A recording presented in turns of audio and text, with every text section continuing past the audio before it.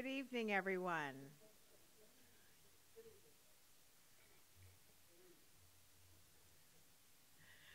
My name is Maggie Inge, and I am the moderator this evening. So welcome to Beyond Ferguson, a forum on the American experience. We have a panel, a quite exciting panel this evening. Since this is the third in this series, and it poses us what I think is just a phenomenal opportunity, because each time that we've gathered for this, our panel has become more and more diverse. And so I want to introduce the panel, and each person is then going to speak briefly on and identify the opportunity lesson that they see emerging out of the Ferguson / Brown / Eric Garner situation and series of events. And then they will talk about a couple of things that they see can be done toward shifting the situation toward either resolution of the problem that they've identified or taking advantage in developing the opportunity that they see. So we're just going to go down the line, and first in line is Kevin Lang. Kevin is a professor of English here at Dutchess Community College. He spent several years, almost 20 years, in the book publishing industry, where he sold translation rights for internationally, let's just say internationally. He has a broad base of experience that gives him his own perspective. Kevin. Thank you. Well, I've been at Dutchess for about 7 years now, teaching. I made a career switch from publishing. After 9/11, actually, I decided that was something I wanted to do. And one of the things I love about teaching here is the diverseness of the student body, and it's been an eye-opening and gratifying experience for me to get such a multiplicity of perspectives that you get on campus. You get people from all backgrounds here, and people from all over the world. Many of my classes have international students in them who are pursuing the American dream. In terms of Ferguson, I mean, I guess in the back of my mind, I always knew there was a problem, but the problem really exploded this year after Ferguson, and there's been so many incidents. Mike Brown in Ferguson, Tamir Rice in Ohio, Eric Garner, and on and on. And clearly there's a systemic problem where it seems like the police often, in the case of people of color, shoot first and ask questions later. And that's a huge problem, and I think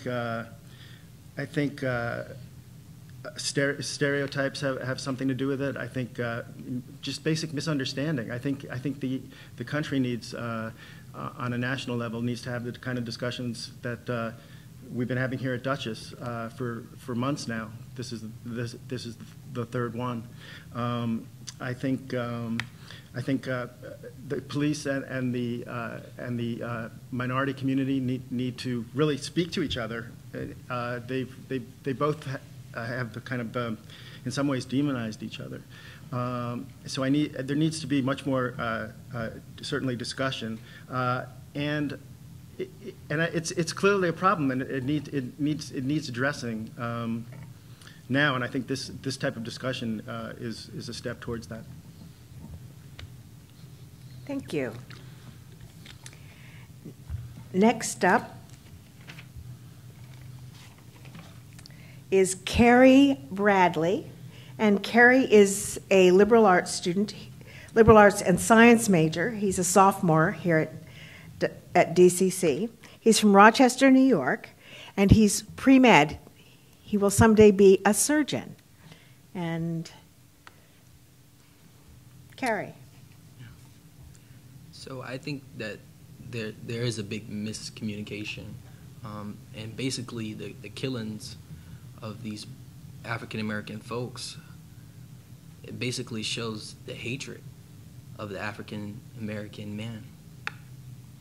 That's basically what I think of it, and I can see why, because look at what we've done so far. Like, we've built pyramids. We've accomplished things in the medical field. A doctor by the name of Benjamin Carson has been the first brain surgeon to separate twins that are conjoined. You know, that is something incredible. And I haven't seen a European man of descent do anything like that. He was the first. There has been many other African American achievements, and just basically the miscommunication of and the stereotypes that they place on the African American man is just it's just too much. Like it shouldn't be that way, but it is. And you know how we can move forward is by basically coming together and like just being on one page. And if we can do that, then you'll see big differences, really big differences. Yeah, that's it. Thank you. Next is Juliet Thigpen. Juliet is a 42-year resident of Poughkeepsie. She is the mother of 4, 2 sons and 2 daughters. She has been an activist in community affairs, trying to improve life in general for blacks as well as other communities. She's a devout Catholic and is retired as a deputy registrar from the city of Poughkeepsie. She has owned several small businesses, and including a design consulting firm, both before and after her retirement. Juliet.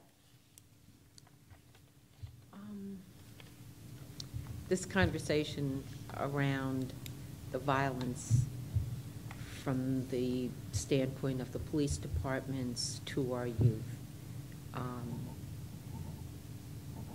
the racial profiling, whether it's in a store or it's on the highway, or, I mean, it's incredible to me that in the year 2014, 15, that we're still going through things like this. But when I think about it, according to my own personal beliefs, I think that as a whole, that human beings are trying to live a successful life alone, in charge, in power.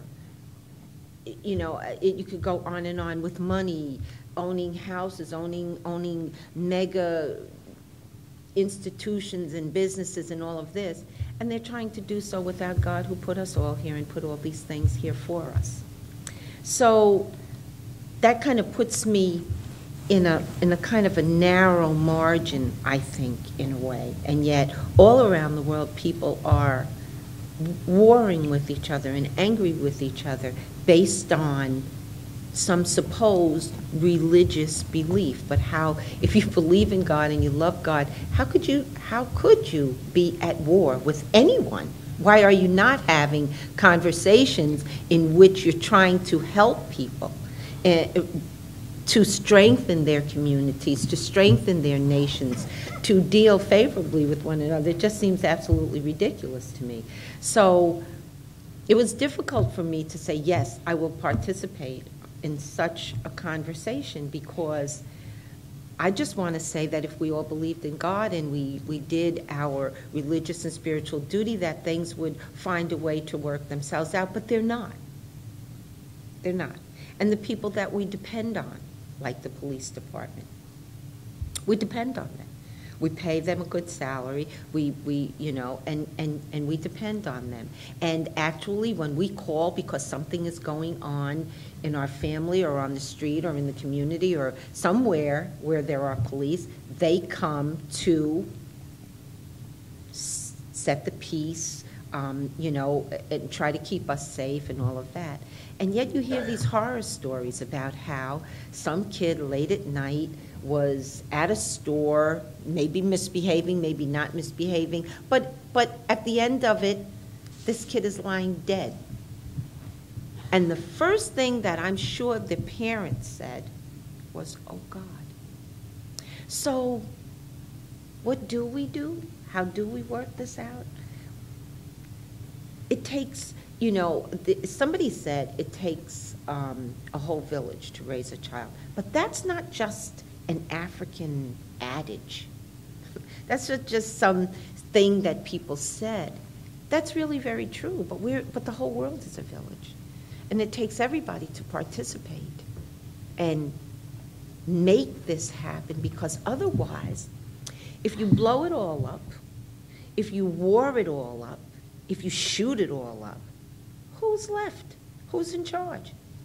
I'm amazed that people have this foolish notion that after they set off all these bombs, or they're super, super, super hateful, and they've managed to kill all the black young people, and then their fathers, and then their uncles, who's going to be left? They're going to have to kill mothers, sisters, aunts, cousins. I mean, who's going to put up with that? And it's not just black people that are outraged by these behaviors. It's everyone who has a heart, who believes in God, who thinks that things should not be this way amongst people. So, how do we do this? How do we strengthen ourselves as individuals, as family members, as neighbors, as community residents? We have churches around us. We have schools. We have so many institutions that are around us that contribute to all the strength and the growth in our lives. But we're not having conversations with each other. We're too busy. It's my church. I have the best church, or mine is the best religion, or yours is not right because you don't believe this, or you don't keep this, that. Something. It's always something. Gee, I think, black and brown, that may be difficult, but what if we were blue or green? I mean, I think it would always be something. We would always find something to be angry with each other about, or to say that we were less than honorable about, or we were better than. But if I sat here and gave you my family tree, I don't think it would be too different than many people. There are so many cultures that make up who I am, who my father was, who my mother was. I wish I could say that I was just African, that I was just from one place, and that's who I am and what I fight for, but it isn't. How do we do this? Many conversations need to go on, but basically people need to do what they did in the very beginning, and that's believe in their Creator, and that this is something that we have to have love for each other to conquer. There's never one answer for anything, but certainly love will begin the conversation. Thank you, Juliet. Next up, George Stevens, who is a professor of history emeritus here at DCC, where he was a member of the faculty for 33 years. He also taught at Vassar, Columbia University, and Cornell University School of Industrial and Labor Relations.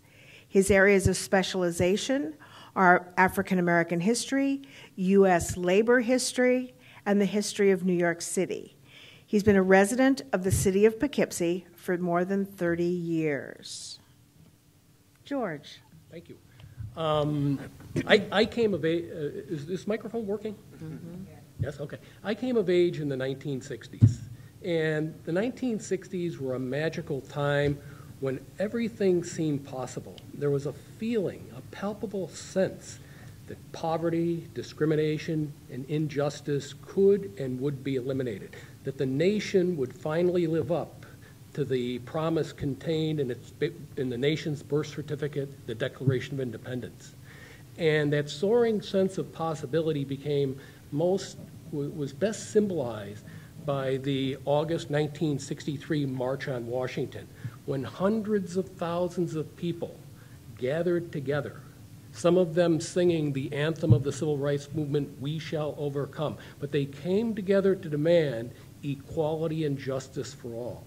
Now, obviously, that day culminated with Martin Luther King Jr.'s electrifying "I Have a Dream" speech. Now, the March on Washington and the Civil Rights Movement went beyond symbolism because there were very concrete achievements. There was the wide-ranging and influential Civil Rights Act of 1964, the monumental Voting Rights Act of 1965. However, as I look back 50 years later, I think that my youthful optimism was quite naive because, quite frankly, the dream has not been achieved. And I think the one place where you can see how much work has to be done on that dream is in the workings of our criminal justice system. And if you are interested in more detail on the workings of the criminal justice system, particularly as it applies to African Americans, there are 3 books that I would recommend, and I'll mention them now, but if you're interested afterwards, I'll mention them again. One is Michelle Alexander's highly acclaimed The New Jim Crow, about the mass incarceration of black males. The recently published Ghetto Side by Jill Leovy. And if you're interested in a historical perspective, Douglas Blackmon's Pulitzer Prize-winning book, Slavery by a Different Name. Now, the title of our forum tonight is Beyond Ferguson, and I do want to go beyond Ferguson, but not lose sight of that. The March on Washington was a march not only for freedom, but was a march for jobs and freedom. Now, many of you are probably aware that when Martin Luther King made his fateful trip to Memphis, Tennessee in April of 1968, he went there to support that city's sanitation workers in their struggle for a living wage. And in the last few months of his life, Martin made the profound observation that government budgets are moral documents. And what he meant by that was that these budgets reflect our priorities as a nation, as a people. And what priorities do those budgets reflect today? One, we know that public employment is under assault as being inefficient and cost ineffective. Now, public employment has served as a means for all sorts of groups, including African Americans, to attain security and social mobility. Social programs of all sorts are being decimated. The union movement has been practically destroyed, both in the public sector and in the private sector. And the union movement, again, has served as a springboard for people to have security and social mobility. The private sector, which is glorified in some quarters, seems incapable of providing employment for people at a living wage. Now, how does all this connect to the issue tonight? Now, you're aware that the thing that led to the tragedy on Staten Island with Eric Garner involved Lucy's. And you ask yourself, why was Eric Garner selling Lucy's? It's related to the fact that there is limited economic opportunity both in the private and public sector. The tragedy that occurred in Cleveland, ironically on November 22nd, 2014, involving the 12-year-old Tamir Rice, is also related to these budget priorities. The city of Cleveland at one time had community policing, and part of that community policing assignment involved patrolling the park and the recreation center near where Tamir Rice was assassinated. If we look at that, if that community policing had still been in effect, a police officer would have known that this was a young kid merely screwing around and would have told him, rather than pulling out a gun and shooting him dead.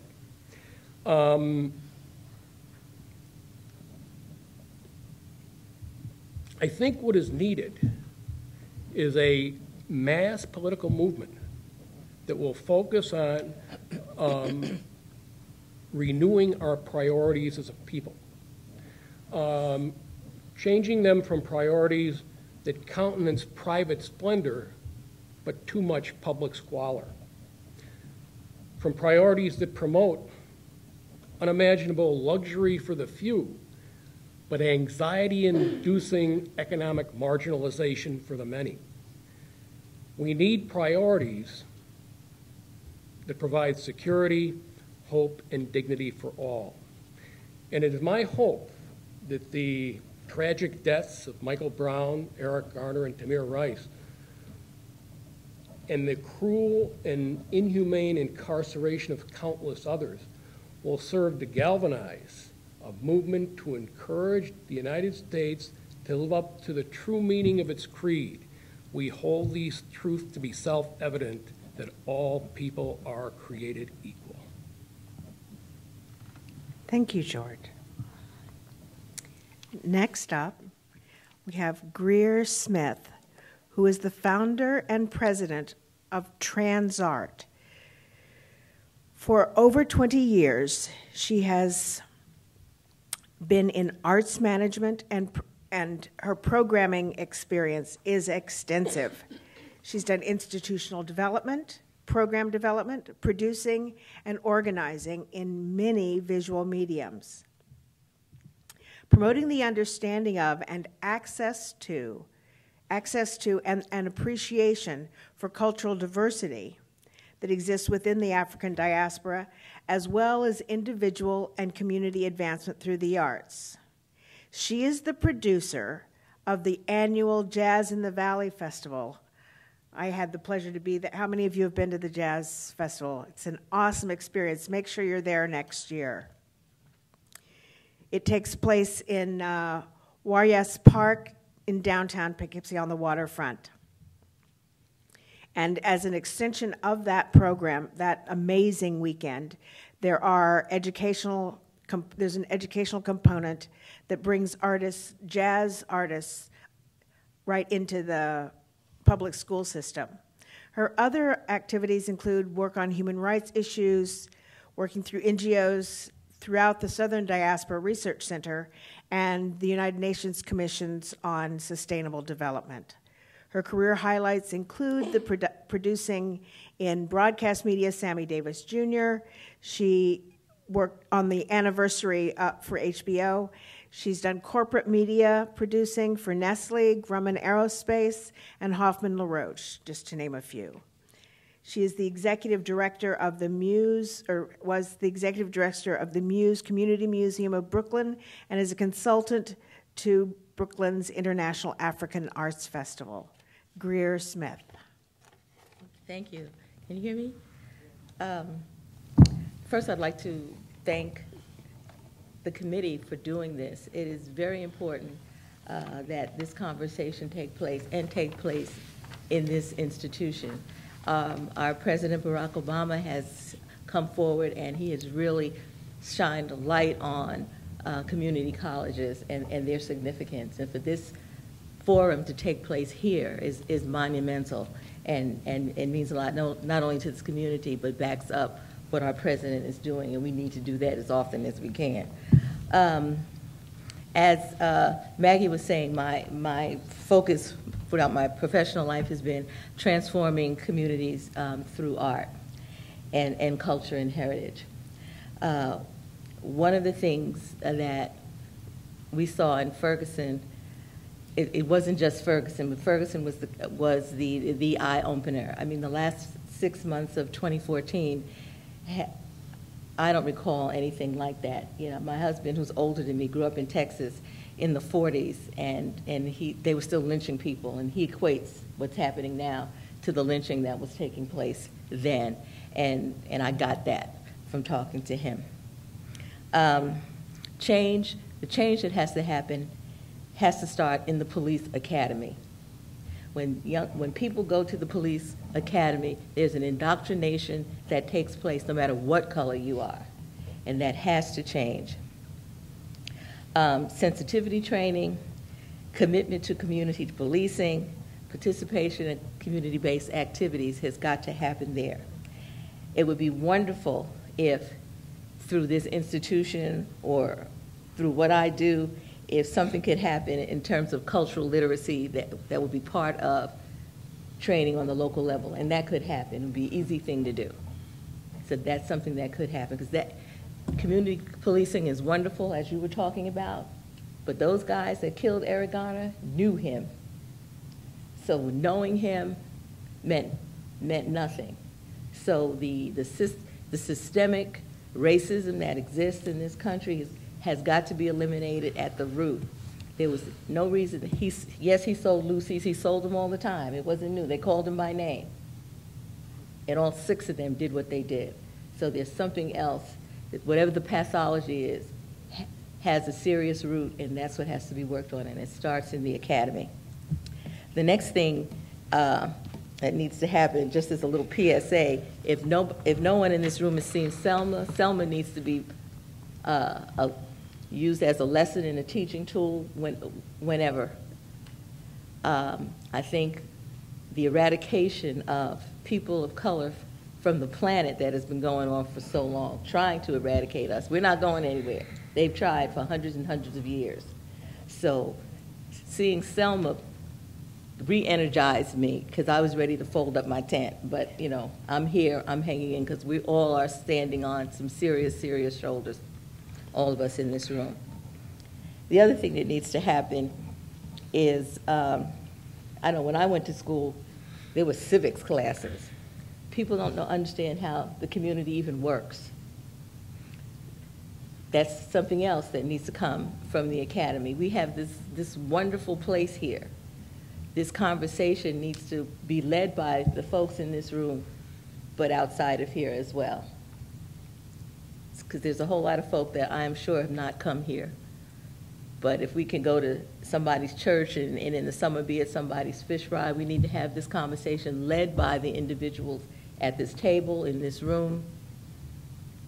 That's something else that we can do. Another bullet point.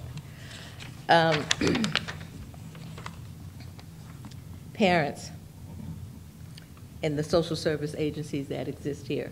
The social service agencies need to partner with community-based organizations so they can really become the change agents that they're supposed to be.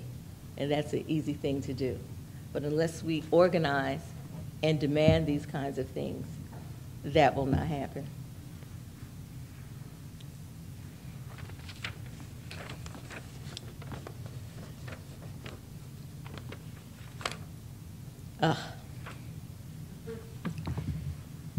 This city is getting ready to elect a new mayor.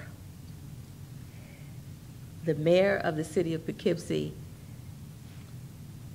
I think there should be this election should be a galvanizing point for everybody that lives in the city of Poughkeepsie and can vote. There should be forums in this room, there should be forums everywhere, and we should make a concerted effort that the next person that sits in that seat understands the needs of the community, has a plan for delivering the services to address those needs. And I think that can start in this room as well. I think it's a big charge, but there's enough intelligence, there's enough energy that exists within these walls to make those things happen. Thank you. Next up is Oteni Dema. He's 20 years old, born in Brooklyn, and a Nigerian native.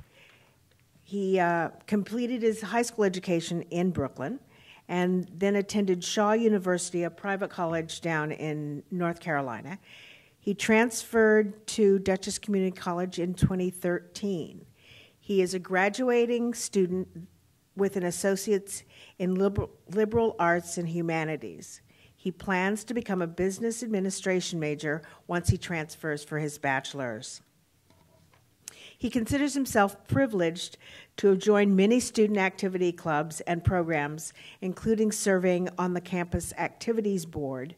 He's a senator in student government, a member of the Hall Council, and is a student ambassador. He does some work. He works in the admissions office, the physical plant and grounds, fitness. He gets around this campus, serving in many capacities. He is thrilled at the way that Duchess has showed him that the sky is the limit for anyone with ambition and the enthusiasm to achieve it. Oteni. Hello, everyone. Just a couple of corrections. Oh, sorry. 22. I'm getting old now. I'm 22. I finished high school in Nigeria, and I was a senator. In, yeah, I was. I know Michael was about to come check me now. What you say? Yeah. Yeah. All right. So the problem, what I noticed from the Ferguson case, yeah, my personal opinion on that, and all the cases that are synonymous to that.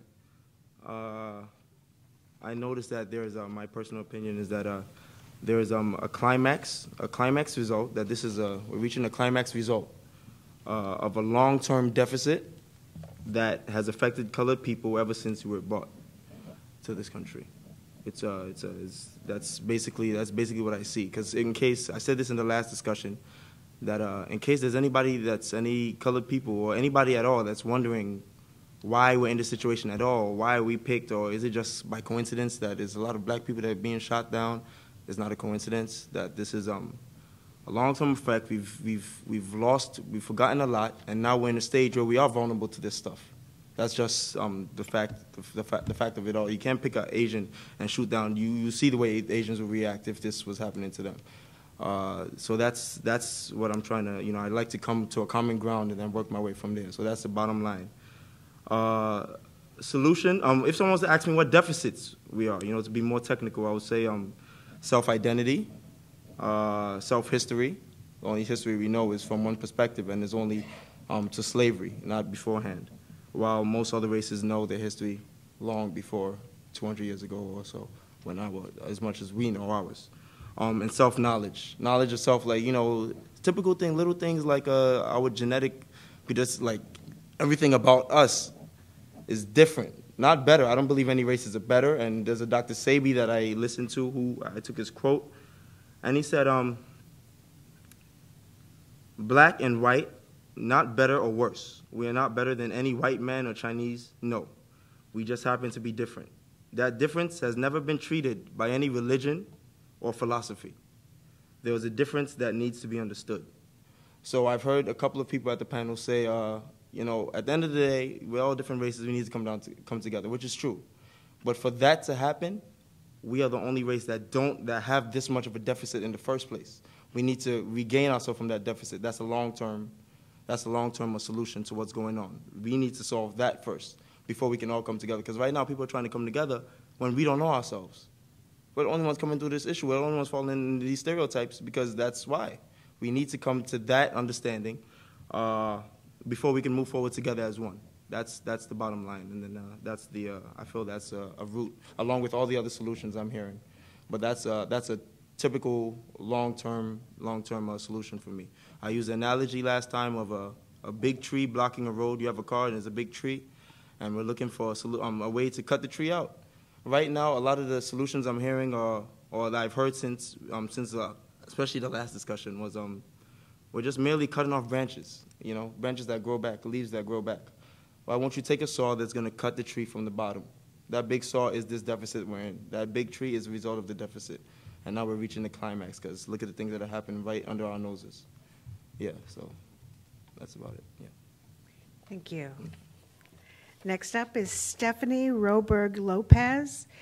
She teaches anthropology and social problems here at DCC, which she has done for over 18 years. Her background is in archaeology, and that gives her an amazing kind of perspective on all of the work. She's here tonight because of so much of this, because of the ways that this issue has come up in her classes. Stephanie.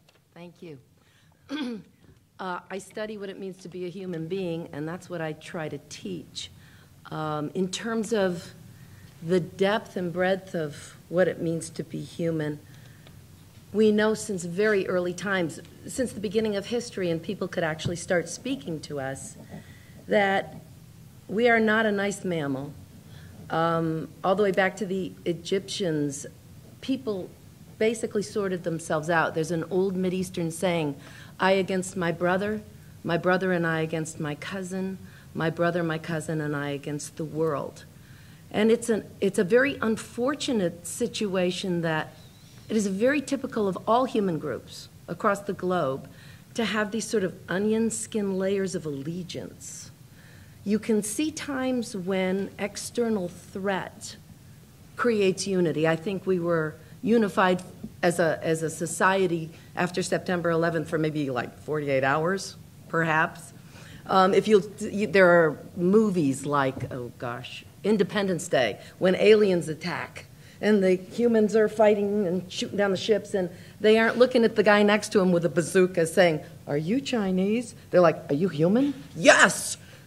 This is the kind of template that humans have for dealing with the other. In my classes, in all of my classes, inevitably we deal with what we would call race, ethnicity, and I try to explain to my students that the physical differences among us are very, very minor. We're one of the most homogeneous species on the entire planet. Everyone looks the way they look because of the climate their ancestors evolved in. That's the way evolution works. If it's hot sun, you'd better have dark skin. If it's no sun, you better have light skin, because otherwise you will be selected against. So the external appearance of all humans is really an adaptive reaction to the environment. It's easy for me to say to my students, racism is essentially cancer of the soul, and luckily it's an extremely curable cancer. Knowledge, understanding can cure it.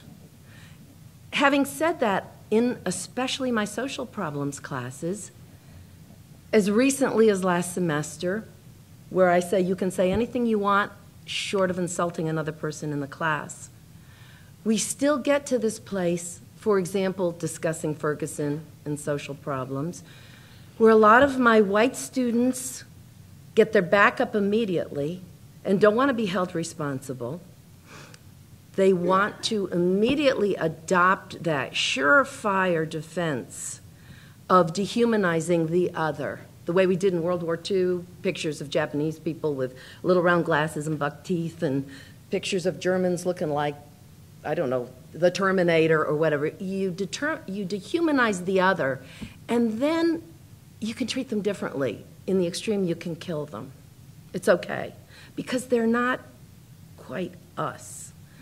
In my classes, sometimes people get hot around the collar. The white kids lots of times are trying to explain why it's not their fault and imply, always imply, that this was brought upon the young invariably the young African American man himself. Well, you know, that kid was no angel. Well, you know, that kid was shoplifting.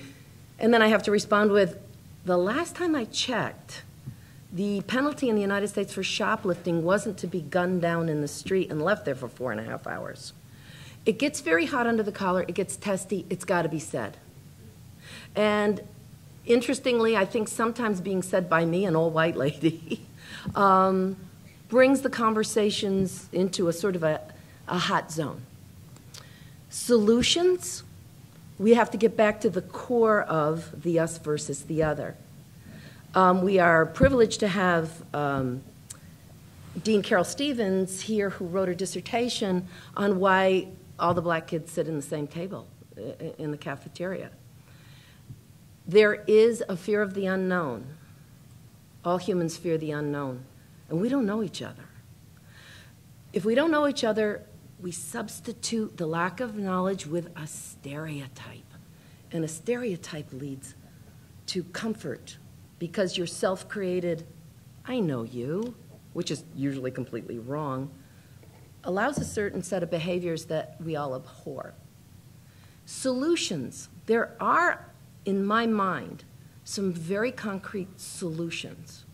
We start at the top with President Obama. I don't care what anybody's politics are. I love this guy. And I say to my students, he could be my son, which, of course, they find confusing, because his mother was a white anthropologist who married a man from a different culture. My husband's a South American Indian.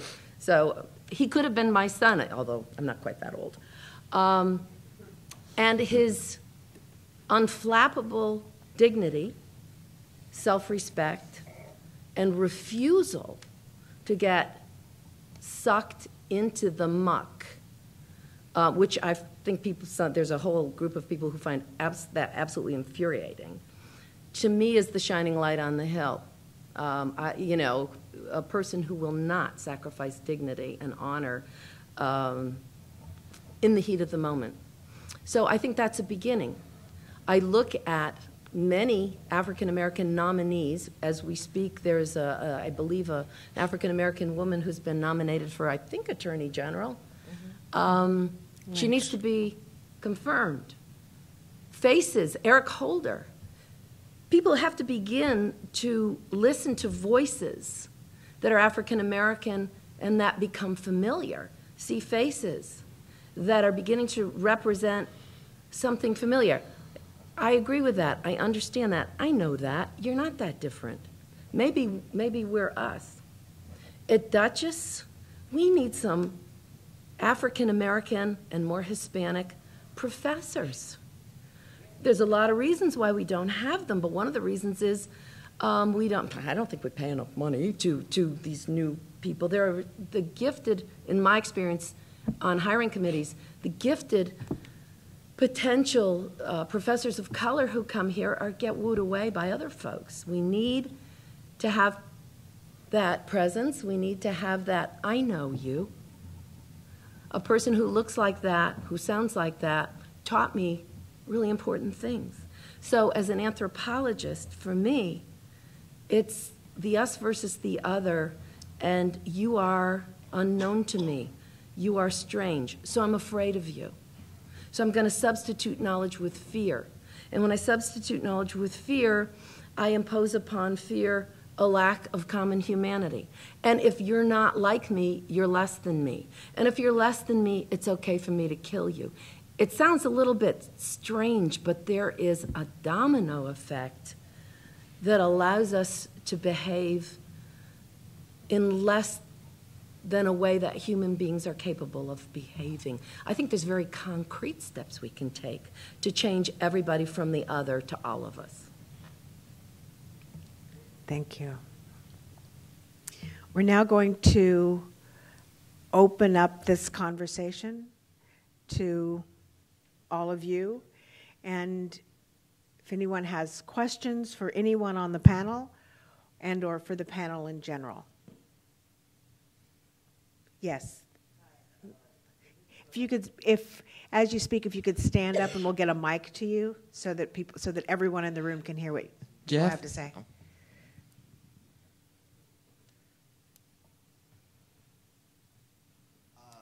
This is for anyone on the panel who would like to answer. With the Ferguson case and many similar cases, do you think we're getting the whole story? Or do you think the stories have been embellished to feed into stereotypes and racism?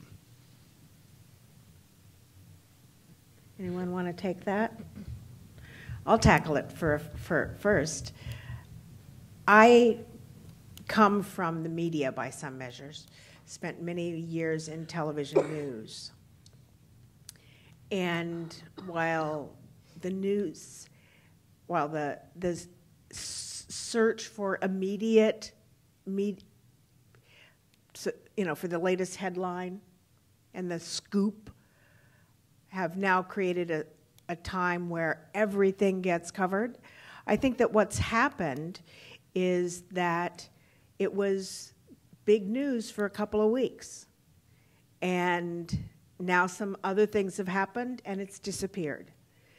And that what we need is for it not to be the 1 minute headline, but instead for it to be the story that we all tell, that opens us up to conversation.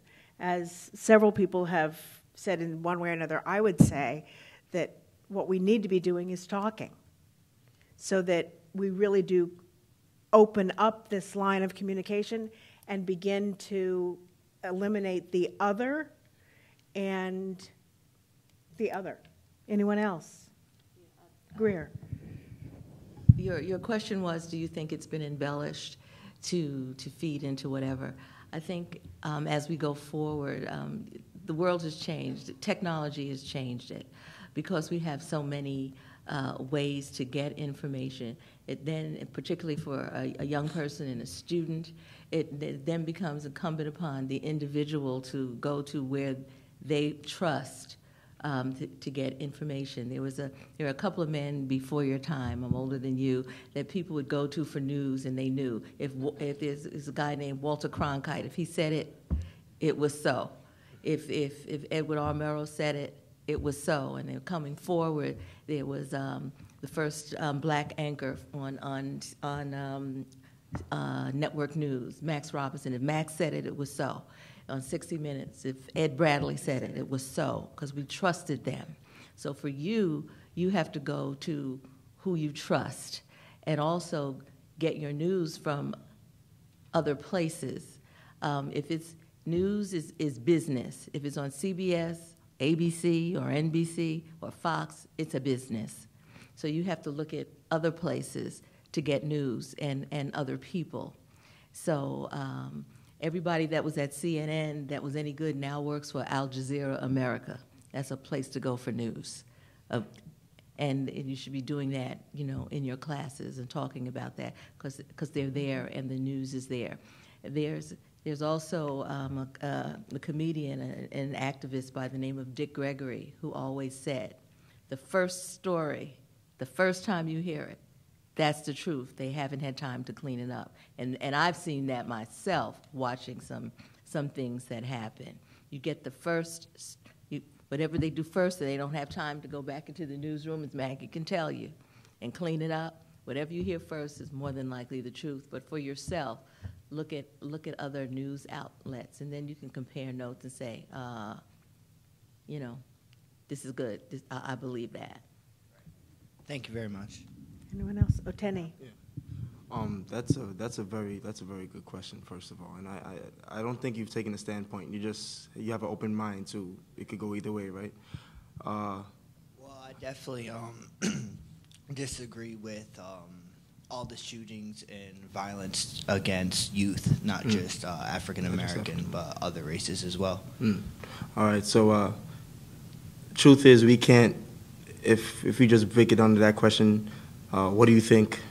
We can. There's not enough logic. Can't even build up to even come up with what we think in the first place. Right. The fact about it right now, whether it is you use the word embellish. I don't know what that word means. Does it have to do with framed or embellish, exaggerated? Exaggerate. Oh, it was exaggerated. Okay. So I still got the same answer then. If that's the case. The fact is that. It's targeted, whether it's exaggerated or not, it is targeted a lot of black youth dying in this. And so with that being said, since that's the fact, building from there, I started to speculate and which is why I came up with my opinion of the fact that this is of my opinion of whether I'm saying that this is a long-term result of the predicament that we're in as colored people in this nation right now. Right. So that's I was building off of that fact. That's where my opinion came from. But that's a good question. But yeah, we'll never know. There's no 1 + 1 to 20 that we can say that can add up to that 100. So yeah. Anyone else? Yeah. Next question. Thank you, guys. If you could pass that just down the. Thank you. Why do you call black people colored people? Just curious. We weren't that. We haven't been that in a long time. But anyway, we have teachers, archaeologists, anthropologists. You speak of truth. One of the root causes, as I see it, is truth. What was taught to me, what was taught to my children, what has been taught today. And oftentimes we hear these pretty stories about America and its birth. We hear these pretty stories. And if you look at old black and white movies, you don't see us in any other way but as a porter or a maid, to the point that we really never existed in America. What we see today is just a remake of what we saw many years ago, because it seems like a cycle to me. Because, and you know better than I do because I'm not a history major, but you know Reconstruction, there was many black political officials in the United States, and then they disappeared. So when we see someone become a first black president, if this young lady is confirmed, she'll be the first female black attorney general. Mm-hmm. So it seems like it's just this cycle that keeps on going back and back and back, and then we go forward, and we take a few steps back.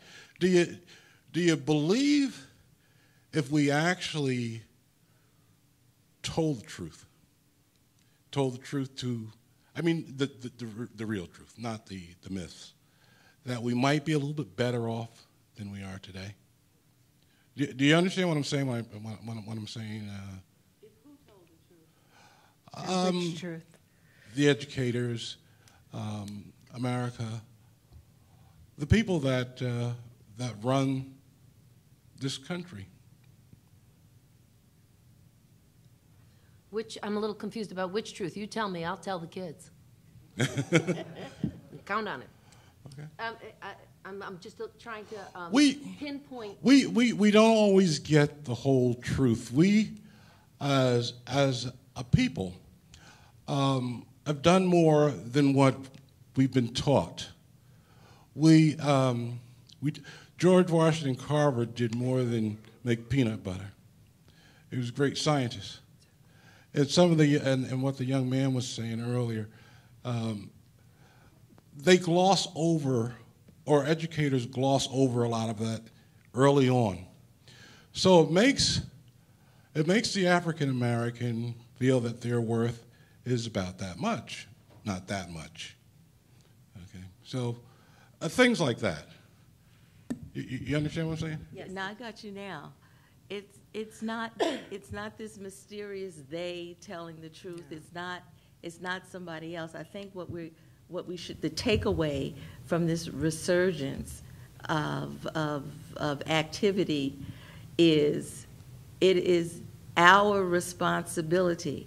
There are enough of us that know the truth, that know what the deal is and has been, and we have to start controlling the narrative.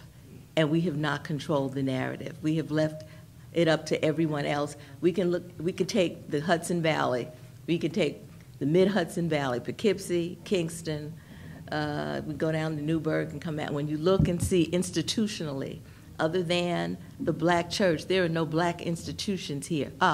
We have the Catherine Street Center, but if it wasn't for Eleanor Roosevelt, we wouldn't have that. Okay, and that was, 1932. So we don't have the institutions that we have where that narrative can be controlled. We have ministers that if you got more than 5 people sitting up in front of you on a Sunday, the stuff that's been going on in this city should not be happening, because that's what Alabama was about, that's what Mississippi was about, all of that. It is our responsibility, and that's That's the they, this mysterious they. The they I'm talking about also includes us. Okay, well, we have to talk about us and not they. Well, the reason I say they is because our children are in those institutions too. No, when I go into the schools and I bring our culture into the schools, it's the first time a lot of them have seen a black musician do something that wasn't spinning or scratching. You understand? I bring them, okay? And I'm looking for 10 black people to tell somebody, this lady needs to keep bringing them, okay? But nobody has done that. So that's what I'm talking about. That's our responsibility. The movie Selma that I keep talking about because it is not making money. Do you understand? It should have been number one at the box office. It was not, and it is a spectacular production by a neophyte in that realm doing what she did. She didn't get the nod from the other people, but we haven't given her the nod because we haven't made sure that everybody has gone to see that movie. And that's a very good point.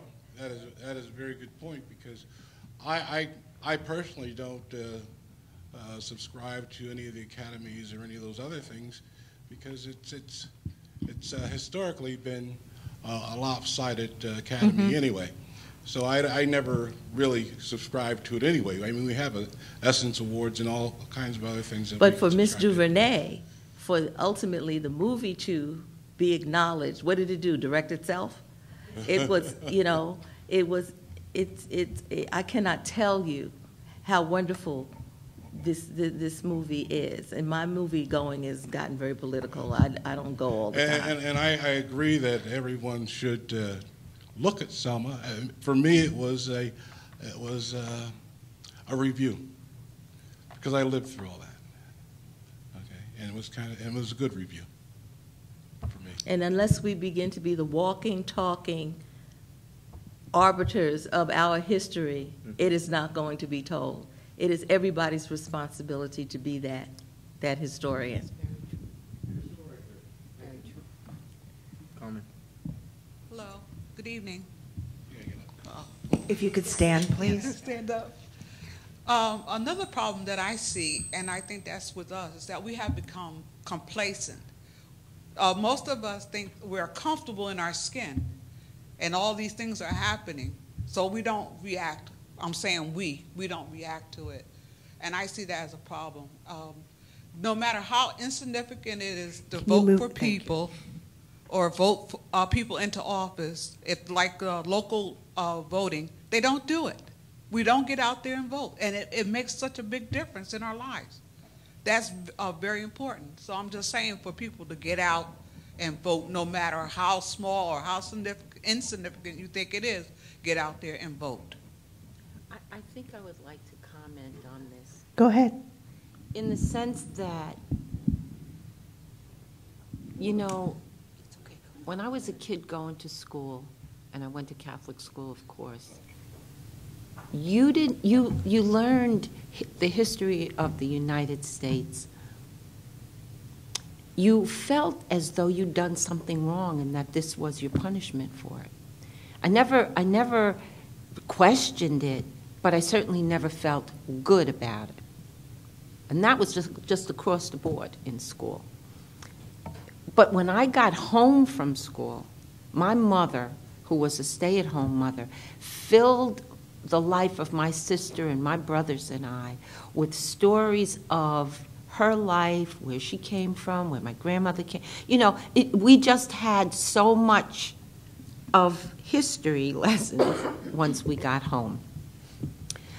I'm glad that you brought this up because one of the things I think is the reason why Ferguson happened and Staten Island happened and all the things that happened like sporadically is because we, people of black African descent in the diaspora, are not having a conversation with each other.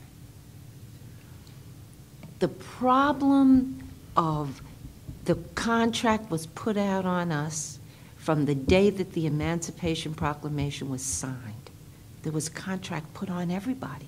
We were not supposed to live at all. No black person who was ever a slave in America was ever supposed to survive after that signing.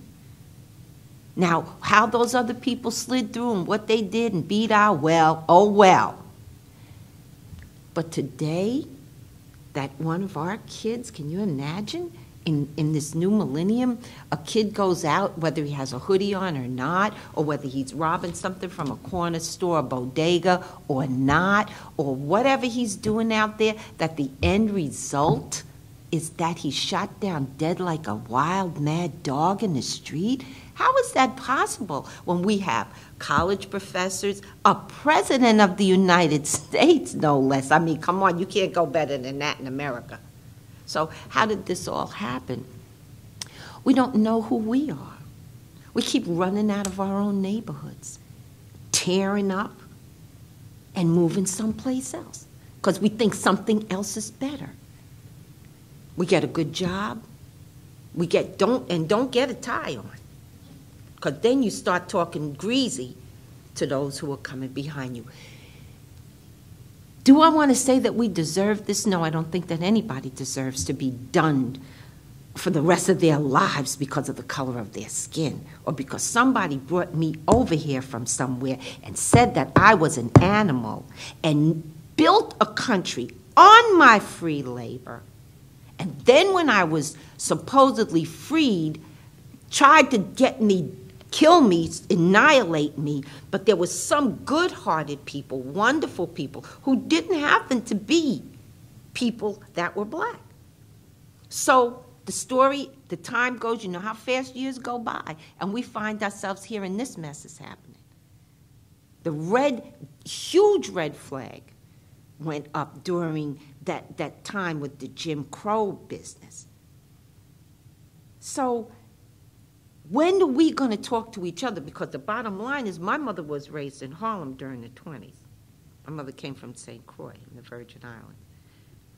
My mother was raised in Harlem. Loved to dance, loved jazz. I am an aficionado, I would say. I love music. I love it. It's in my soul. It's in my blood. Not a drum beats that I don't move. I go to concerts. I'm the only black person, or there's a lot of black. Hey, whatever. Everybody's sitting like this. How can you sit like that when all this music is playing? I'm moving, I'm wiggling, I'm turning, I'm singing, I'm humming. I can't keep still to anything. But here's the deal. Somebody talked to me at home. Somebody told me and taught me a way of behaving and how to carry myself in this world. Somebody told me who I was way, way, way from day one. And I knew who I was. And I knew what color my skin was. And I knew all about Emmett Till, and I knew all about lynchings and Torrance and all that kind of stuff. I didn't have to talk about it. I grew up in all white neighborhoods. I never went to school with more than 2 black people in my class, and that was high school. So what are we saying to each other? Because, see, we're busy dogging each other inside. We're busy being angry at each other because you got $5 more in a nickel bag than I did. See, and a lot of things I don't like to say, which was one of the reasons why I didn't really want to sit up here, because the fault is not on one side. The fault is on all sides, because we have to take responsibility for who we are and what we represent here. This is purposeful. This is no mistake. There aren't mistakes. There are no coincidences. This is for real, and this was meant to be, because this is a lesson to the rest of humanity. Even if they annihilated us, which I don't believe God will allow that to happen, because he loves the struggle. He likes the war. He likes the fighting. He likes to see how people succeed. And we're not succeeding because we're not carrying the story on. We're too busy wanting to be better than who we are. Well, I don't want to be better than who I am. I like who I am. That's why when you ask me who I am, I'm going to tell you that I am a devout, practicing Roman Catholic. I am a mother of 4 children and a grandmother of 14 and a great-grandmother of 3. And I'm the oldest person in my immediate family. I am the matriarch. There isn't anybody else but me. And they have to know. It is important, but at the same time that they know, they got to know how to handle themselves out here. When my boys were 7 years old, and my daughters, I told them what the deal was out here, what the dealio is. You got me? You feeling me on this? They got to know. They have to know, because they have to know how to carry themselves. You're not going to go out here acting a fool and expect what? What you expect? Because ain't nobody going to slap you now, because they'll get arrested. Not even parents. That's a big thing parents like to say. Oh, well, the government doesn't know that. They'll arrest us. What? I guess my mother never heard about that. Because all she did was look at me, and I felt like I had risen and slammed into a wall 15 blocks away. And she always knew when you were rolling your eyes. And I was 10 blocks away when I rolled them. I don't get it. But she had such a strong hold on me. And she never touched me. And neither did my father. I got beat up in school. But the deal was that you had a certain way that you were supposed to behave and carry yourself in the world. And so your expectation of the world coming at you was going to be so different. See, I wasn't skulking around with a hoodie. I was straight up out there. Uniform, emblem, everything. Running my mouth, cussing, all of that. But let a grown-up come somewhere nearby, and all of that shut right down. Now, were we right or wrong? Were we good or bad? Was this a good thing that schools were teaching us or not? Listen, we could have this conversation forever, but the bottom line is this. The black family needs to strengthen. How do you strengthen? By being a traditional black family. Like you get married and you have children. You don't have a bunch of kids with a bunch of girls and then you off someplace else. No, no, no, no, no. And you don't allow a boy to just impregnate you and impregnate you and impregnate you and impregnate you. Why? Because look at what has happened, because that has been happening. And this society has taught family can be a single girl with a whole bunch of kids. Oh, that's still a family. Yeah, that's all well and true. All of that. But guess what has happened to us? The people who had to watch their husband or wife or the father or mother of their child and their children separated, torn, killed, raped, slaughtered, all kinds of mess in front of their face. How are you supposed to feel about yourself? We have a lot to do. We had a lot to do. And we have the same angry factions against each other. We are mad at each other. So we need to talk about that, because in order to fix that problem of anger, which is generational, we have to talk to each other. And I'm not saying we have to live on a different planet or we have to separate ourselves in this society from another society and all of this kind of stuff. What I'm saying is that we need to have a conversation with each other. We need to heal what's hurting and angry and uncomfortable and ungodly with each other. Anytime anybody tells you you can read the Bible, and the only part of the Bible that, when they did allow us to read it and didn't kill us for learning, only part of the Bible you can read is the New Testament, that somewhere in there, and I don't really know where it is, tells you that you're supposed to be, if you're a slave, that you're supposed to be obedient to your master. And this is the first thing you're going to read. What kind of a swindle is that? Come on, for real. You got me? You understand what I'm saying? So everywhere we go, and I don't care whether people believe this or not, frankly, but everywhere we went, there was a betrayal. Every time you turn around, it's some nonsense. So we're here. What's the purpose of this? Because I wish I was like you. But I'm not. And I'm never going to be. There's too much of them all up in here. And I have to honor it. I have to love it. I have to forgive it. I have to do all kinds of things with it. Not because anybody said so, but because it's what God requires of me. And I'm much happier because I can get along. My language is universal. So, you see what I'm saying? I'm not just speaking in the hood. I'm not just hanging in the hood. I'm not just hiding in the hood. I'm standing straight up. You got to come at me with a gun? Come on. because we're going to do it right here in the middle of the street, and it's not going to be dark. See, I'm going to live my life the way I'm supposed to live it in polite society, so that somebody walking next to me feels comfortable walking next to me. If you grab your purse and all of that, I don't know, because I don't care, because I'm not grabbing mine, because I'm coming out here like that. I'm wide open. But see, when I pass young black men at night, in my neighborhood, on my street, I grab my purse. Why? Because you're acting real nasty and mean and disrespectful to me. You're rolling a blunt in my face, and you blow the smoke on. You don't even go around the corner and hide no more. You're cussing, you're MFing, you're saying all of this right in front of my face, and you don't even care. And I'm older, and you know it, but you don't care. So what needs to be healed with us first, with the individual with the family, with the children, everybody. We need to heal. And we need to be allowed to have that conversation, period. Because when Minister Farrakhan called the Million Man March and white women went, I was so angry. I was bitter for the longest time. How dare you not allow us to have a moment alone? Can we please say something to each other sometimes? Because what happens is it gets so diffused and it gets so wild and it gets so mixed up that we think that it's all right. And it isn't. But we people of black African descent in the diaspora, especially Americans, we have never had an opportunity to just have it with each other. And we are our worst enemies at it.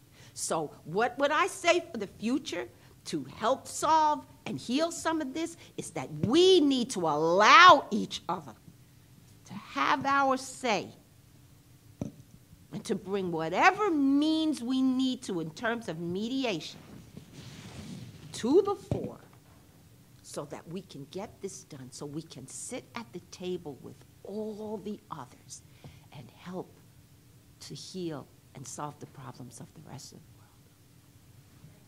Thank you. All right.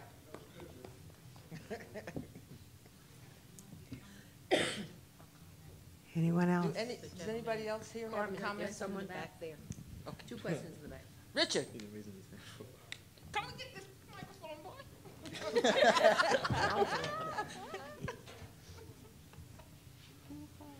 Thank you, honey. You know. Thank you.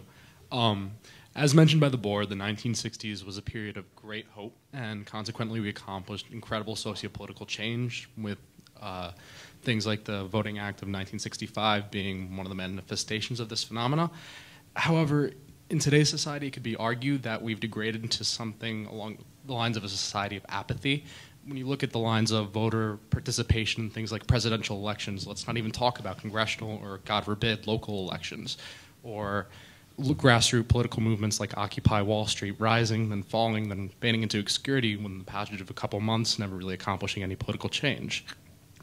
Now, personally, I don't believe in the impossible, so I'm not going to ask whether or not it's still possible to accomplish this sociopolitical, widespread cultural revolution, but I'm going to ask what steps need to be taken to re-engage the American public and to begin to take the first steps into accomplishing the type of change we want to see in our society.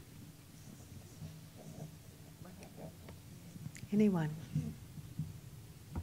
It starts with you. Well, Greer, I think did you mention civics classes? Yeah. Okay. I think that's very important. I don't know how many of you, when Jay Leno had his show, when they would go on the street and ask young Americans questions about American history, if anybody watched those segments, and how unbelievably ignorant your average 20-something was about American history, even recent American history.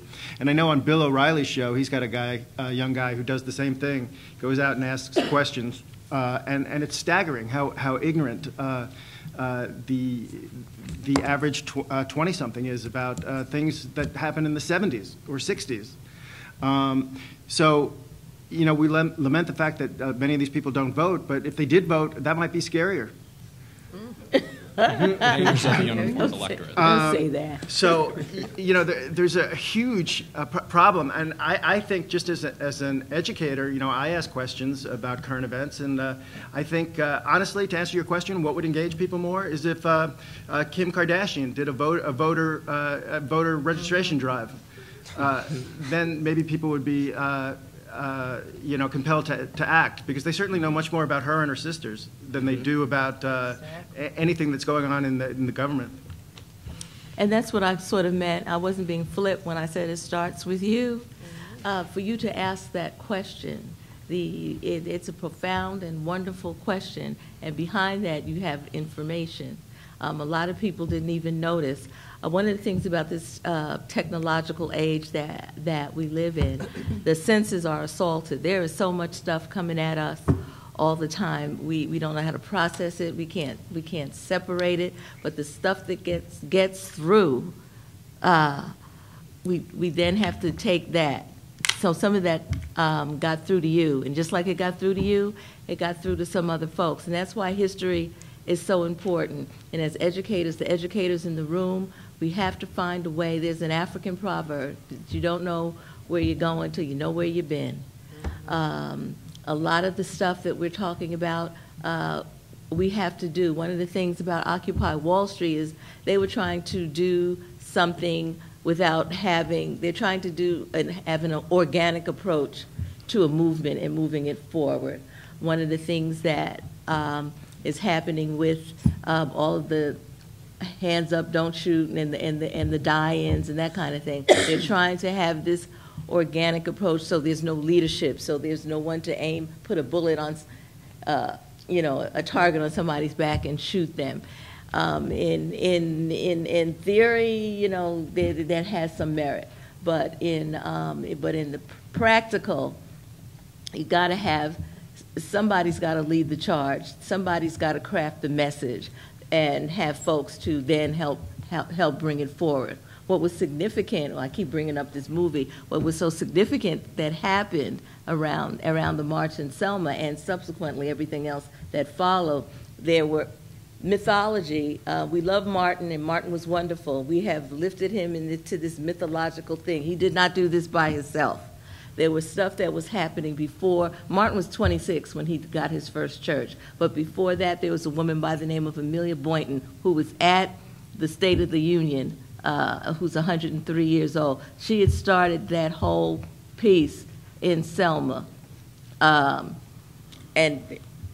the Andrew Youngs and the SCLCs and the Corps and all of that was going on. But Martin became the face. Somebody's got to be the face. But what they did do, coming together from their different perspectives, they were all going the same place, and that's what's missing. And hopefully, that will happen now. We've just learned that the George Soros Foundation was funneling a whole lot of money into these different groups all across the country to help, because those placards and things didn't get printed on their own.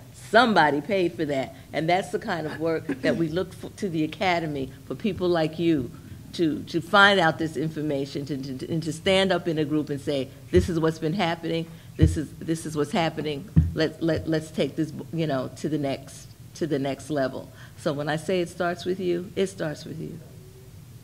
Thank you. Right there. Hi. My name's Barbara. I am struck by the phrase that we need to get on the same page.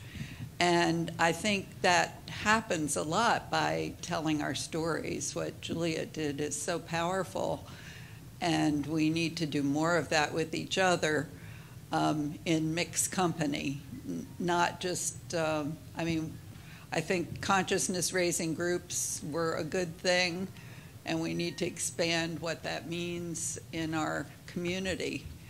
The Catherine Street Breakfast was awesome and powerful. The Family Partnership Center does good work in Poughkeepsie, but I think there's not enough of us hearing each other's stories and really understanding what I mean, we got little bits from some of you other folks on the panel about what your story is. And that's really, thank you very much for sharing that. It's very powerful.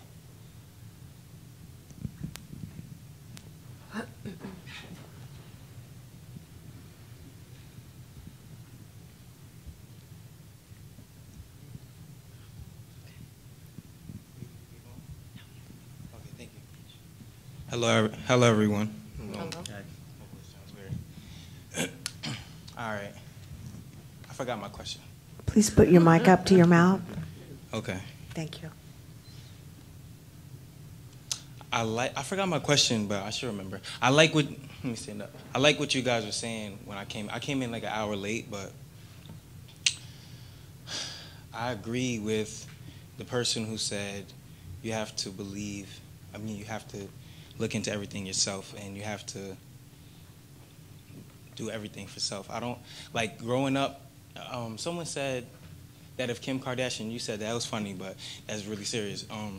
If Kim Kardashian hosted anything, more people would pay attention to it, and that's very true, but it's sad, but not for me in my case, because there's a lot of people, like, there's a lot of movies I haven't seen, there's a lot of actors I don't know about, people, famous people I don't know, and it's the same thing politically, though. I don't know anything about politics or anything.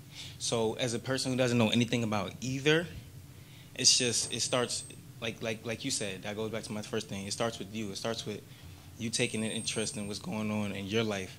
And honestly, I think that people just need to worry about, like, everyone individually needs to focus on themselves and making themselves a better person, so that everything around them, they can bring positivity to it.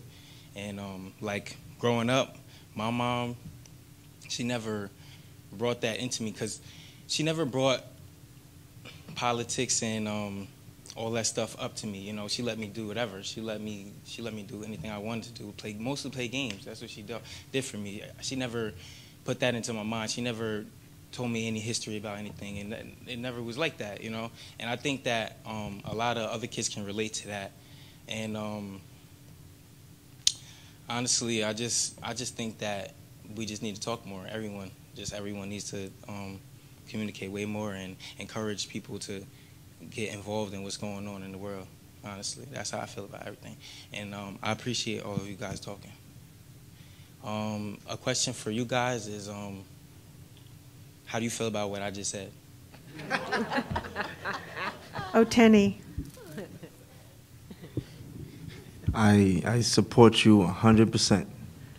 That is, we have goals, and we have major goals. Then you have, the sub, the sub goals. So eventually, that's what it is. To focus on self and to know self and to a better self. Like, I don't want to just point at you and say she. Greer. Ms. Greer, Madam Greer, said, you take that, right? Hit you with that. She said what you said, and she said what I said. She said we need to focus on ourselves, and also, but for us to focus on ourselves, we have to know there's something. This is where it's not supposed to be a race thing, but this is where it turns into black people focusing on themselves, and this is how it touches what she said. I'm sorry, I'm pointing at she again. Julia, This is what she said, where we need. Out of all races, coincidentally or not, we're the only ones as black people that don't know certain things that we should know about ourselves, for us to even love ourselves in the first place, like you said, for us to even focus on ourselves. So that's these are sub goals that we have to achieve first to achieve that main goal. So we're all correct over here. And then the other people on the panel, I forgot all names, but sir right here started. You talked about the police. Was it the police? Everything else. Yeah, the criminal justice system. Everything else, all of this applies, but the root of it is us knowing ourselves, like you said. And for us to know ourselves, we're the only race that don't really know ourselves that much. Well, that has the most deficit, and with that deficit, we can't continue with that deficit still existing. So we have to cure that. Then we start working our way up. So that's just the root of it all. No argument, and then it's just gonna work up to that main goal. I like that. Yeah. Well, you want to say something real quick? Yes, thank you. Go ahead. Thank you very much. Just another comment about the police, and I'm just looking at last week's New Yorker, who did an article. They wrote an editorial about the Ferguson and Garner cases. They said the techniques that killed Eric Garner demand reform, and so does a system in which it is nearly impossible to bring a police officer to trial. They're almost never indicted, the cops.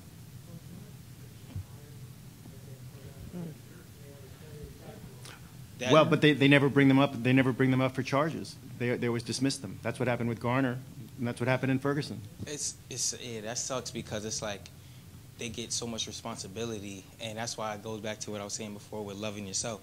And I think that knowing your background is something to fall back on, and it is one way to love yourself. But to be honest, if no one had a background, every single individual on this earth could love their self, period, because that comes from within. You understand what I'm saying? And there's God and it's yourself. Whether you like, some people don't believe in God, but for the people that do, there's God and it's yourself. But if you don't believe in God, it's yourself. Mm-hmm. All that love and everything comes from inside. People don't really get in tune with their feelings. Once you're born, you're always told what to do and told how to live and told what is right, and you learn so much things, but most people really don't learn about themselves. And like I said, the background thing is really important. It's important, mm-hmm. And it's one way to love yourself, but that's not the only way. I don't think that's the only way. Okay. One of the things, can I just chip in? One of the things that I hear is a lot of we need to, as opposed to I need to. And I think personal accountability is also a factor. So if my mother didn't teach me something, for instance, then there comes a point where it's my responsibility to learn what I need to know. So, and I take that from my own mother. Very similar to Juliet's mother, I grew up in communities where, for instance, when the census was taken, when my family was in North Dakota, there were 5 people of color. My father, my mother, my brother, my sister, and I. And my mother took it upon herself to make sure that our experience was one of being very proud of who we were.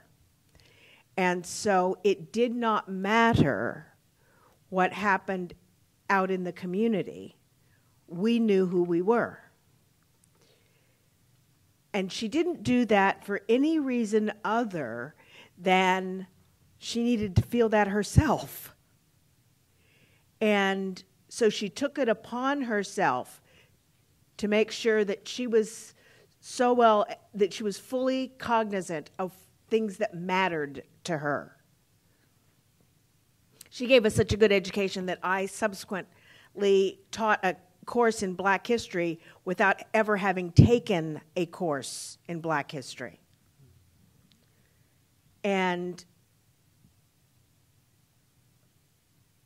there comes a point where it doesn't matter what your mother did. And, we talk, Bill de Blasio down in New York has taken a lot of heat for talking about the conversation that he had with his son. Well, we all need to have that conversation because my father was a doctor and my brother has never committed a crime.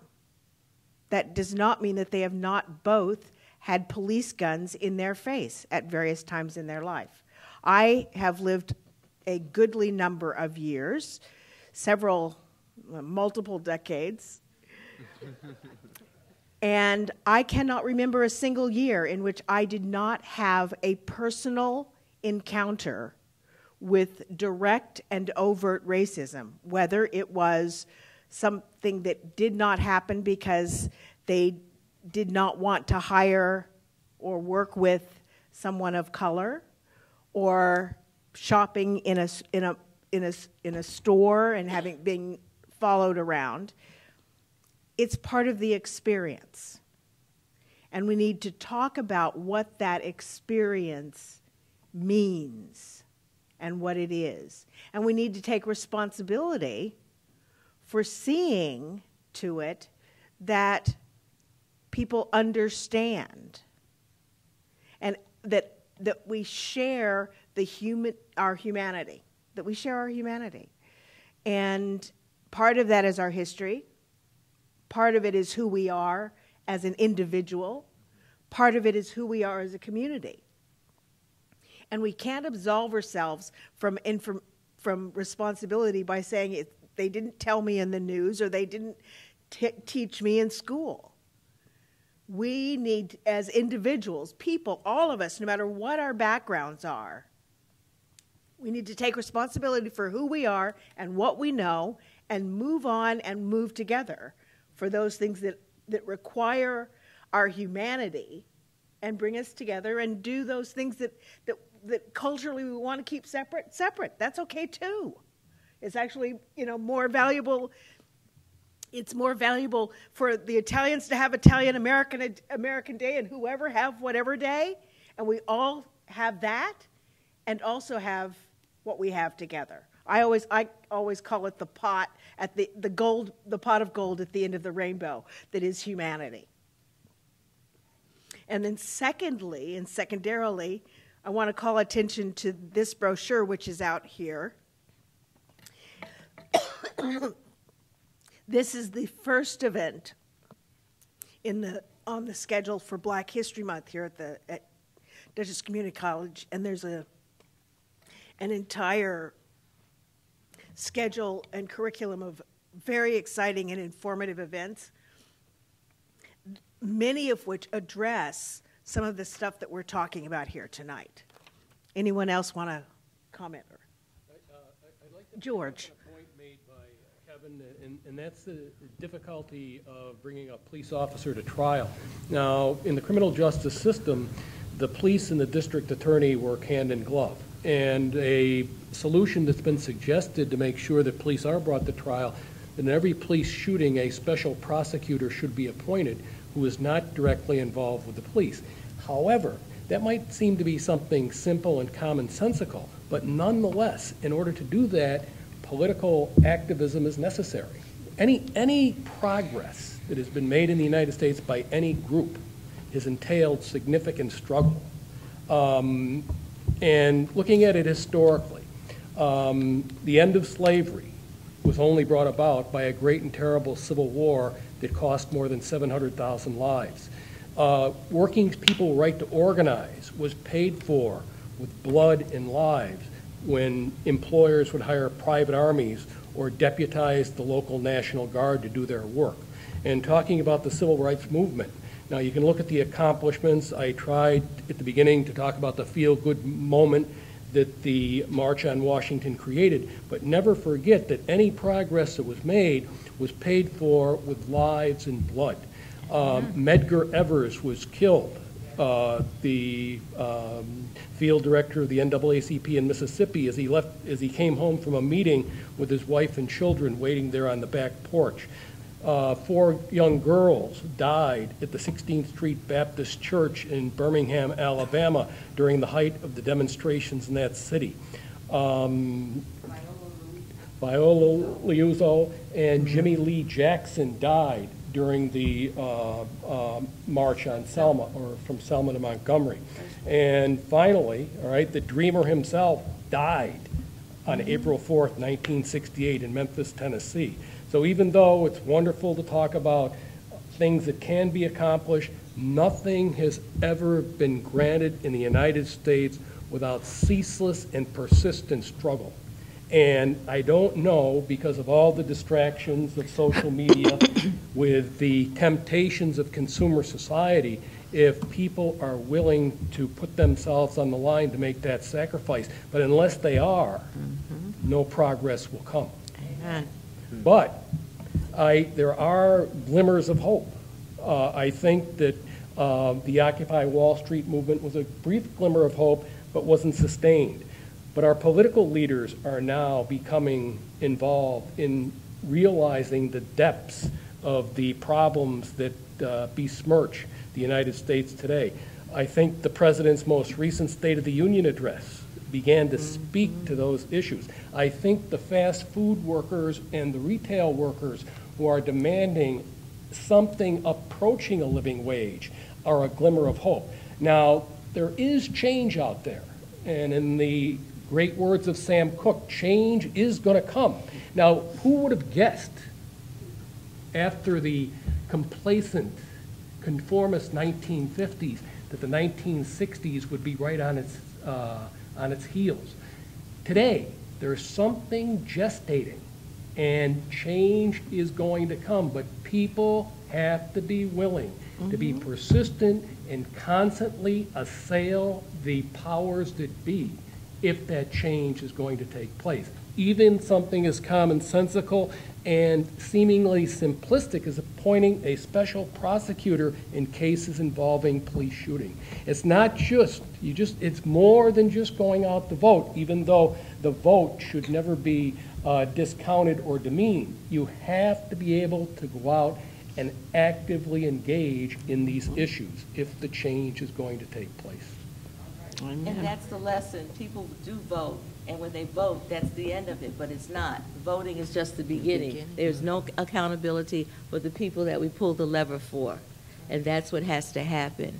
And there's instruction involved in that. All the things that we're talking about, though, particularly now, since we have moved 50 years forward, there's a level of instruction that's missing because folks have taken a lot, it's here. It happens. Folks have taken a lot of stuff for granted. So there's a level of instruction to understand how that process works. When we sit around and we talk about the criminal justice system and how come the cop that shot, that the guys that choked Eric Garner got off, it's because the grand jury only had to rule on a couple of things. Usually when you hear about people going to jail, getting arrested, it may be a hit and run, but by the time they get to the arraignment, they've got like 87 charges against them. That does not happen in these police incidents. So it does not leave the grand jury anything to rule on because it hasn't been put in front of them. And that's the relationship between the prosecutor and the policeman. Because the prosecutor knows when they do want to get something if that blue wall goes up, they get no help. And that's why and those are the kinds of things. I'm saying that because for folks that may not know, those are the kinds of things that have to be explained in the process that people don't understand and people don't get. Oteni. Yeah, I would feel very content with this, 100% content with this, if I can leave with some type of outline of the short-term and long-term solutions today. We have so many solutions, and I just want to. I'm going to write these down too, as we come up, because I'm going to write them down. But I just want to distinguish between the short term and long term. So is it okay if I consider the prosecutor idea as a short term? It was not short term. As compared to teaching our people, because we already agreed our people, we don't even know his history, all that. As compared to that, can we compare that? Can we call that short term as far as Call it whatever you like. Immediate demand rather than a short term. An immediate demand. Okay, I'm sorry. I saw that in the email, that's why. So immediate, I guess, is that the very first thing we should start doing? I want to leave it an outline. Well, I think that where you're heading, Oteni, is where we were we've reached the point in the evening where we had talked about splitting up into smaller groups to actually, where people could actually have conversations with people who are concerned about the same issues. So some people can formulate plans of action if they want, or deepen the conversation. Does that sound like what people would like to do? I don't know. It's 8 minutes to 8. Wait, that's what I'm saying. It's 8 minutes. Something that we all could leave together with or something. Leg in front of me. There's one more question from the audience. Maybe that could help us to pull it. I don't have a question. I was Please lift your mic up. I was going to share a story. Okay. We have a couple of them. On that day, who is it? Michael Brown. I was on the bus. It was kind of weird. I heard Please keep your mic up. It was kind of weird. I heard about the shooting, and I was on the bus down on my way to Vincennes, Indiana, to go to school at Vincennes University. And I heard that, there was a shooting. And I was like, what's going on? They said they shot I got to the dorm and they said they shot a young guy in St. Louis. It's kind of ironic because the guy who I lived with, he was from St. Louis. He said, man, yeah, the guy was like 20 miles away from me. And I was like, yeah, that's kind of weird. But before I can get to Vincennes, Indiana, I stopped at it's the aviation center in Indianapolis. And I got attacked by the cops. Same day this guy got shot. A cop put me on the ground and started to handle me how he wanted to. So I'm keeping my hands up because he kept telling me he kept telling me to reach in my pocket and get my ID, but he kept holding my arm and wouldn't let me go in my pocket, saying I'm a threat. But he persistently persistently told me to go in my pocket and get my ID. So he was trying to start trouble. Mm-hmm. Another thing the other day that kind of surprised me is I have to sleep outside. My financial plans are kind of messed up. Excuse me.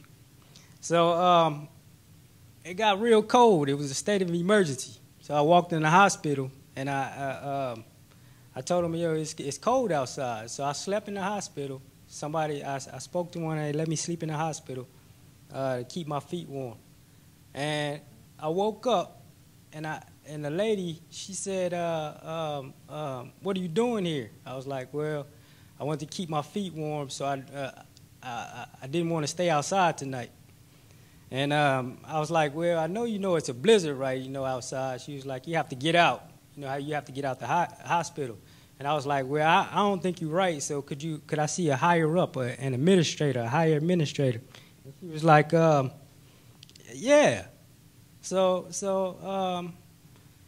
she walked me back, and she started to take my vitals and everything. And I'm like, well, this is kind of weird. I don't know what she's doing. So she walked me back to the back. I'm thinking I'm going to see an administrator. The lady started telling me to take off my clothes. So at this point, I'm like, what's going on, So I know not to fight with them. I know I'm just sit here. I won a lawsuit here before for cops being kind of not too polite. And the thing is, she put me in a psychiatric ward when I was asking her, could I stay in the hospital in a state of emergency when it was a blizzard to keep my feet from freezing. So this is the type of stuff that goes on that I can't understand. Why I get attacked by cops and why Michael Brown got shot or why Trayvon Martin got shot, why Tamir Rice got shot. I can't understand it. But that's all I wanted to share. But I have a Facebook. I have a Facebook with a lot more information. It may seem that I go around like I always run into these type of incidents. So it may seem when you read the Facebook like he must be the initiator of the but it's not me. I walk around like I don't like Martin Luther King. I don't know what it is. I'm not starting anything, but if you go to my Facebook, you'll see a couple of stories. And I've been attacked by, multiple cops. I don't know what it is. I'm sleeping under trees. They just want you cannot just sit down. You throw your hands up. You can't even throw your hands up anymore. You can sit on a bench and get attacked for just sitting on a bench. Nothing else, just sitting on a bench.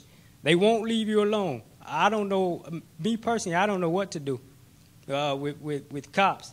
So you can bring it to the light, but what are we gonna do? I see. I can't see it.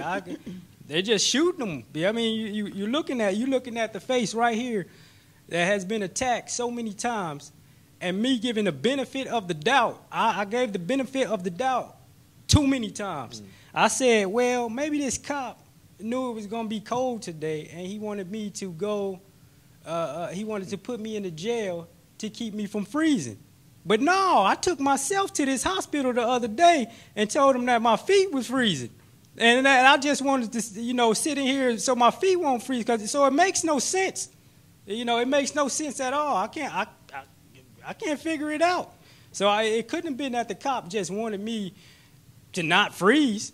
Well, what did he want? He wouldn't sit there and speak to me about it. So I don't know what this guy wants. I can't figure it out. Maybe. Well, thank you for sharing. Maybe we are. Maybe we are just too vulnerable. Maybe that's not the best position to be in when you don't have a place to be, when you need the kindness of a total stranger. That may not be your best vantage point. You understand that in the world, just to be out there like that is scary all by itself. But to depend on, you understand what I mean? Like that's like really, really vulnerable. And we have a lot of people in our community in the Hudson Valley who are in that same position.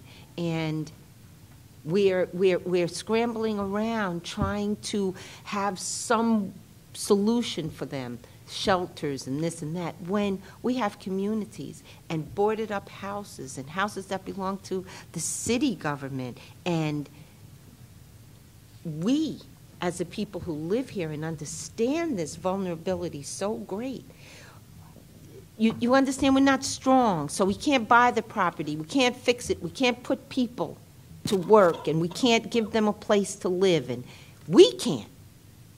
These are our people. These are our families. So, you know, if it sounds as though I'm trying to be exclusive racially, I'm not. It's just that I realize that the history that we learned is not world history, it's American history. It's been written to look a certain way so that Americans look good about the things that they've done. You know, am I going to be mad at them now? No. I know a lot of stuff, but I also know other things too.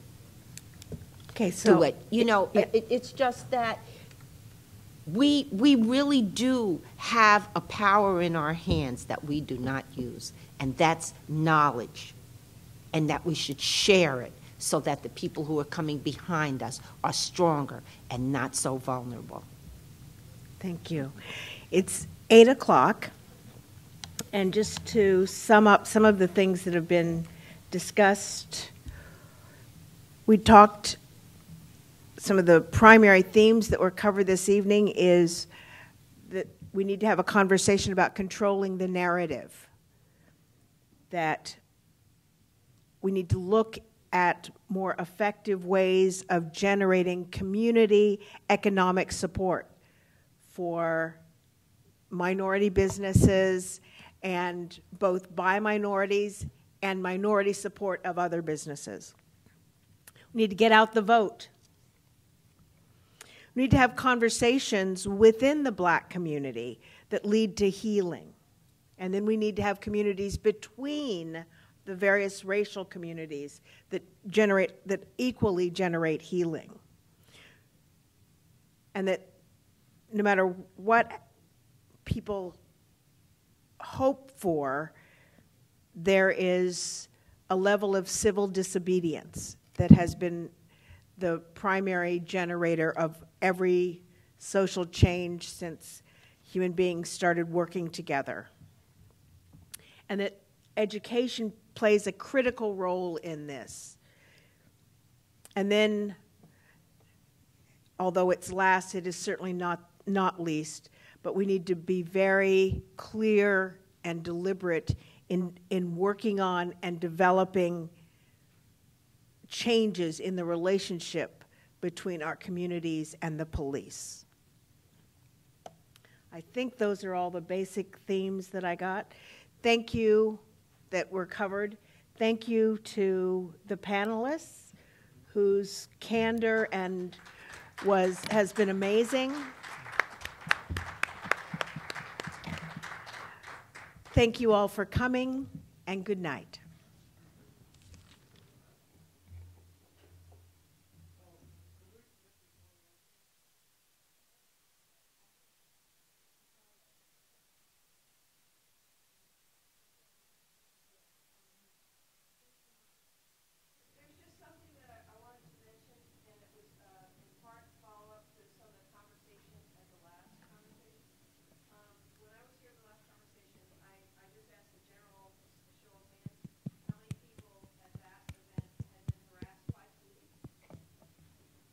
I asked how many people had.